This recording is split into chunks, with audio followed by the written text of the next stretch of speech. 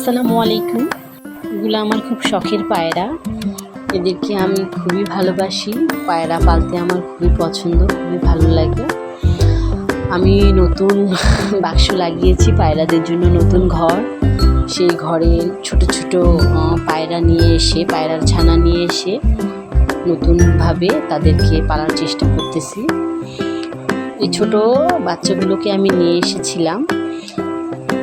আনার পরে এরা খেতে পারতো না, খাওয়ানোর অনেক চেষ্টা করতাম, খেতে পারতো না। আমি কিন্তু কখনো পাখিদেরকে ধরে খাওয়াইনি, কিন্তু এদেরকে প্রথমে এনে আমার খুবই পছন্দ হলো, খুবই ভালো লাগলো। তখন এদেরকে আমি খাওয়ানোর চেষ্টা করলাম। আস্তে আস্তে দেখলাম আমি শিখে ফেলেছি, খাওয়াইতে পারতেছি পাখিদেরকে। এদেরকে আমি ধরে ধরে খাওয়াইতাম। এভাবে করতে করতে এরা এখন নিজে থেকে সুন্দর হাসি মুখটা মেলে দিয়ে আমি ধরে খাওয়াই দিই। আমার খাওয়াইতে এখন কোনো অসুবিধা হয় না, আমি সুন্দরভাবেই খাওয়াইতে পারি এই পায়রাদেরকে। পাশাপাশি আমার ছোট ছেলে মেয়েরা দুজনেই আসে, আমাকে সাহায্য করে, এটা ওটা এনে দেয় কাছে, আমি ওদেরকে ধরে খাওয়াই দিই। সুন্দরভাবে ওরাও খেয়ে নেয়। আর এদের খুবই ক্ষুধা লেগেছে, কালকে খেয়েছে, রাতে ঢুকিয়ে দিয়েছিলাম বাক্সের ভেতরে, আবার আজকে তাদের ঘর থেকে পেড়ে নিয়ে আসলাম। এখন ওদেরকে খাওয়াচ্ছি, খুব মনোযোগ দিয়ে খাচ্ছে। দেখবেন পুরো খাবারটাই ওরা ঘাপুস ঘুপুস করে খেয়ে ফেলবে। এদের খাওয়াতে আমার খুব ভালো লাগে।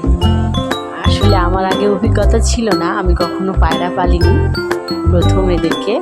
এই যে দেখুন, আরও এদেরকেও আমি ছোট নিয়ে এসেছিলাম। এরা এখন এদেরকে খাওয়াচ্ছিলাম ওভাবেই ধরে ধরে। এরা এখন বড় হয়েছে, নিজে নিজে খেতে পারতেছে, ওদের বাসা থেকে নিচে নামতেছে, উড়িয়ে নামে গাছে বেড়ায়, সব গাছে বেড়ায়। এরা নিজে নিজে খাবার খেয়ে বেড়ায়। আমার দেখতে এখন খুবই ভালো লাগে, ওরা যখন উড়ায়, ডানা ঝাপটায়, এখন দেখতে আমার খুবই ভালো লাগে।